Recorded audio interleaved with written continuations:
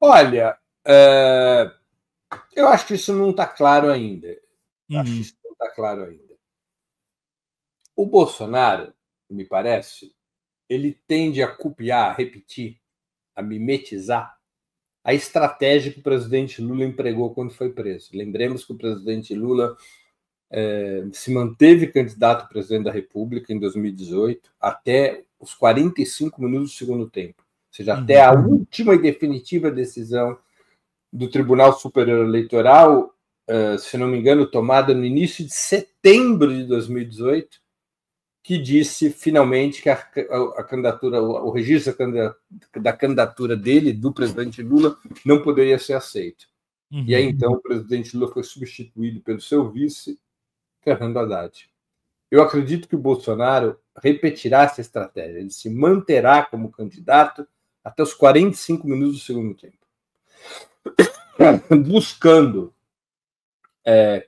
preservar sua liderança sobre o campo conservador, sobre o campo da extrema-direita, e detendo nas suas mãos as fichas para resolver o impasse, caso ocorra o mais provável que ele não poder ser candidato. E aí, então, ele sairá da disputa para que um eventual vice na sua chapa assuma, depois da sua candidatura ter o registro negado pela Corte Eleitoral.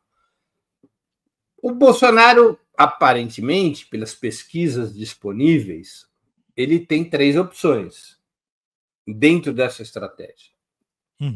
Uma opção é o Eduardo Bolsonaro, outra opção é Michele Bolsonaro, e uma terceira opção seria o Tarcísio de Freitas ou algum outro político do campo bolsonarista. Mas o Tarcísio é o que tem as melhores condições eleitorais. Não é? Cada um desses nomes tem problemas. Cada um desses nomes tem problemas. Não é? Por exemplo, o governador Tarcísio de Freitas, ele tem sua reeleição aqui em São Paulo em 26, aos preços de hoje, à luz de hoje, ele tem essa sua reeleição praticamente garantida. No primeiro turno e sem sair de casa. A tendência é que o Tarcísio de Freitas seja eleito com 60% dos votos hoje. Ele vai trocar uma reeleição relativamente tranquila para enfrentar eleitoralmente um nome como o do presidente Lula? Trocar muito certo pelo duvidoso, né? É a troca mais certa pela duvidosa, acho que, da história recente da política. Mesmo que o presidente Lula pareça desgastado nas pesquisas eleitorais. Ainda assim, ele vai fazer aos 52, 53 anos de idade essa troca que pode deixá-lo na estrada? Me parece que ele relutará em adotar essa decisão. Michele Bolsonaro. Michele Bolsonaro é um nome eleitoralmente muito mais forte que o Eduardo Bolsonaro, segundo mostram as pesquisas. A Michele Bolsonaro é uma candidatura que resolve um problema do Bolsonaro, que é a rejeição ainda muito forte ao nome de Bolsonaro e uma rejeição forte ao bolsonarismo entre as mulheres. A candidatura da Michele Bolsonaro ameniza, por razões óbvias, ela ameniza esse desconforto nesse setor. Ela é evangélica, é uma mulher carismática, ela eleitoralmente é um nome forte.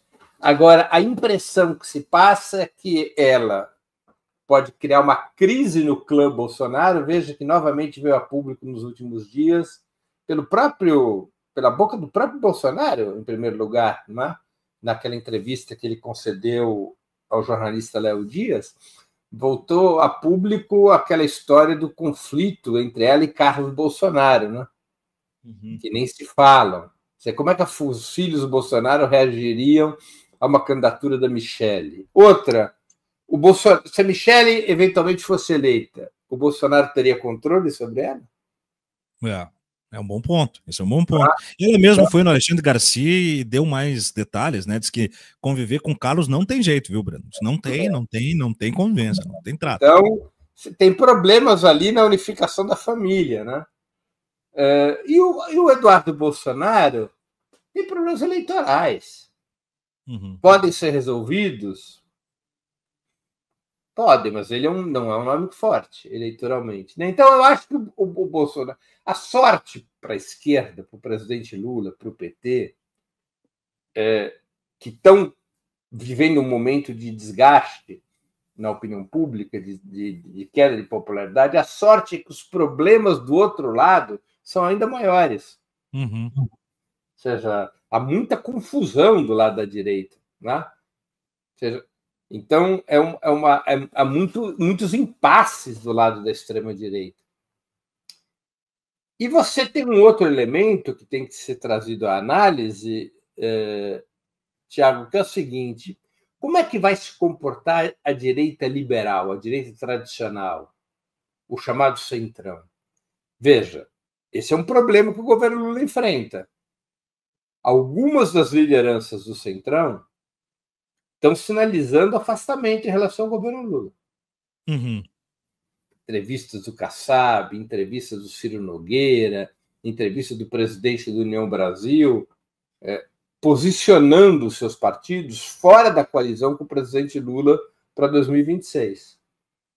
O Tarcísio, nesse aspecto, é um nome forte, porque se o Bolsonaro sai da pista e cede o lugar ao Tarcísio, o Tarcísio é capaz de reunificar grande parte da direita no seu nome, numa fórmula parecida com a do Ricardo Nunes em São Paulo. Ricardo Nunes, ele unificou a extrema-direita e a direita liberal.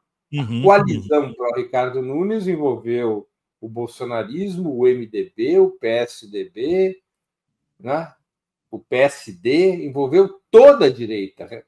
Foi uma frente ampla conservadora contra a candidatura de Guilherme Boulos, apoiado pela esquerda, pelo presidente Lula.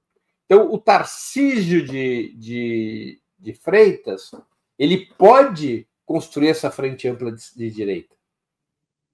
E isso, sim, passa a ser um perigo relevante para o governo Lula, para o presidente Lula, né? Que é disputar as eleições de 26 numa posição diferente do que 2022. O que foi 2022? Frente ampla contra Bolsonaro. O que pode se desenhar para 2026? Frente ampla contra o Lula. Isso significa um novo desenho de campanha. Significa que fatalmente o presidente Lula perderá? Não, ele pode até ganhar mais fácil. Depende da campanha, depende das circunstâncias. Claro. Mas é um outro desenho de campanha, que já não é o de frente ampla. Né? Então, tem que acompanhar também como é que se movem os partidos de centrão, que hoje estão no governo, mas são partidos cujos presidentes ou lideranças importantes estão emitindo sinais trocados, estão emitindo sinais de desembarque para 2026. Né? Praticamente estão dizendo assim, nós vamos continuar com o governo Lula, mas nós estamos construindo uma outra candidatura. A única candidatura que eu vejo capaz de unir a direita liberal com a extrema-direita é a do Tarcísio de Freitas. Ele é uma espécie de bolsonarista moderado. Ele atende várias estéticas aí desses campos, né, Breno?